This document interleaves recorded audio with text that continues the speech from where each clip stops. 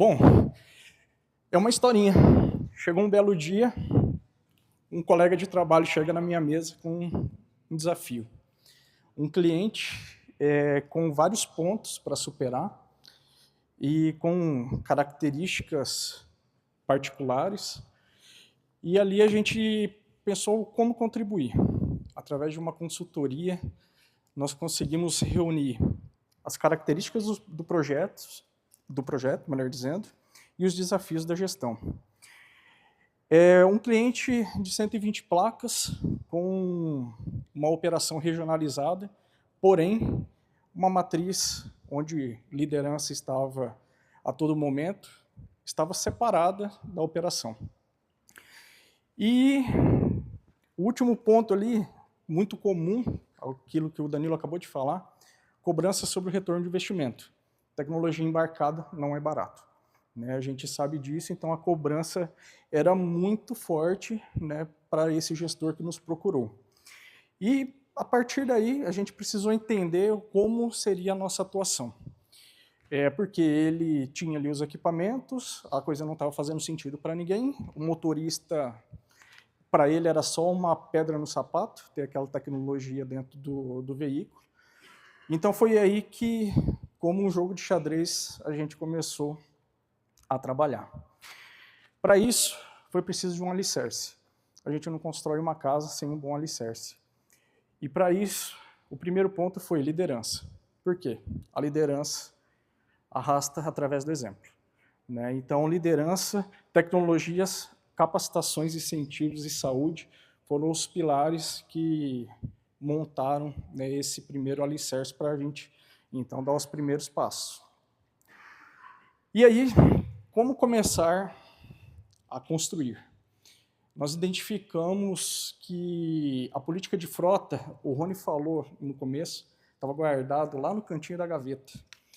E foi ali que a gente pegou o ensejo. Foi a partir dali que a gente falou, poxa, a nossa tecnologia não está fazendo parte da política de frota.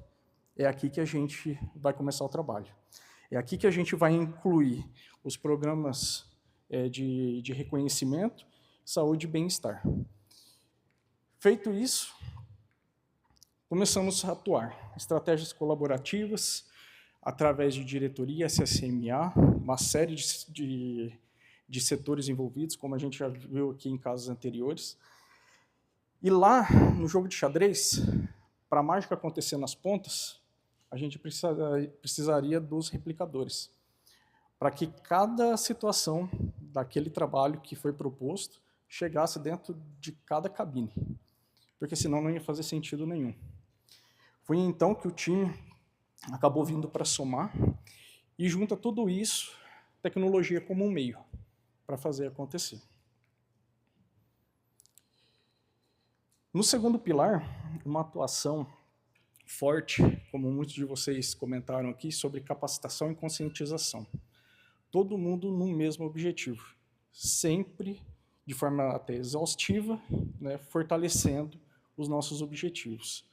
Aquilo tinha que fazer sentido para cada um que estava vivenciando aquilo.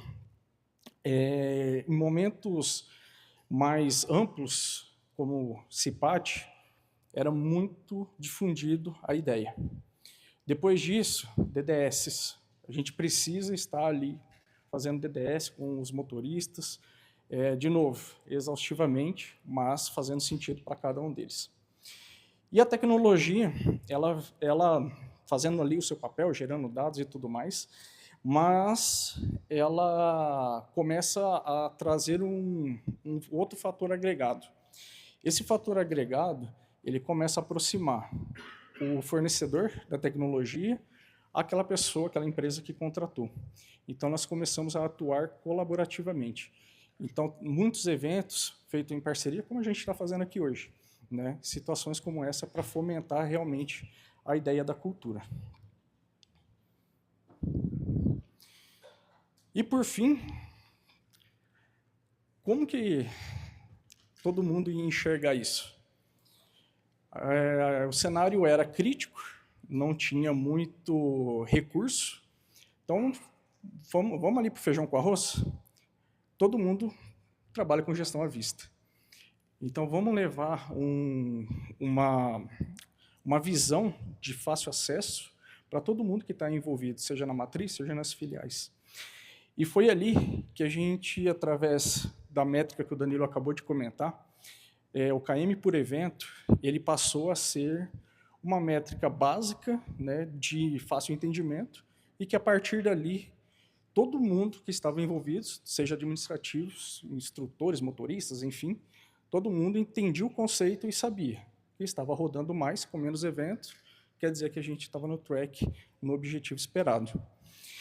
E aqui, como eu comentei, a gente não tinha recurso, então como movimentar? Através da gestão à vista, um ranking de motorista foi desenvolvido. E o fato do motorista se enxergar mensalmente no top 3, aquilo ali valorizava ele perante os demais. E aí começou o efeito em cadeia.